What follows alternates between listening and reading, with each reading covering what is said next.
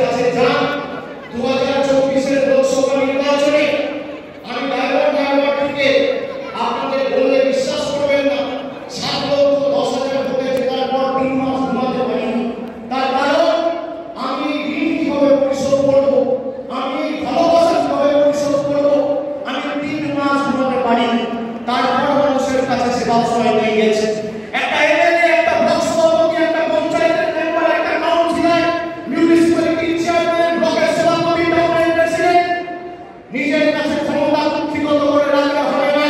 মানুষের কাছে মানুষের দাবি নিয়ে মমতা বন্দ্যোপাধ্যায়ের জনমুখী কর্মসূচি পৌঁছে দিতে হবে, এটাই আমাদের লক্ষ্য থাকা উচিত।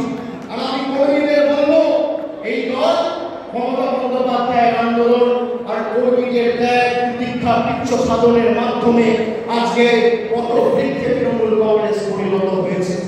যারা বুথে বসে প্রাণ দিয়ে পোস্টার বানাচ্ছে, ব্যানার লাগাচ্ছে, দেওয়াল লিখছে, মিছিলে হাঁটছে, তাই তৃণমূল কংগ্রেসের আসল সম্পদ।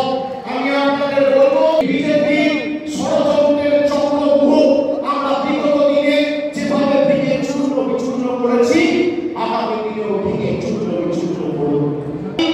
সংবাদ মাধ্যমে টিকে থাকবেন বলে দলের শৃঙ্খলা না মেনে অনেক কথা বলছে, এগুলো করবেন না। যদি কেউ দলকে বাইরে যাবে না, একটা কর্মী কোনোদিন দলের শৃঙ্খলার বাইরে যায় না। আমি এখানে আমার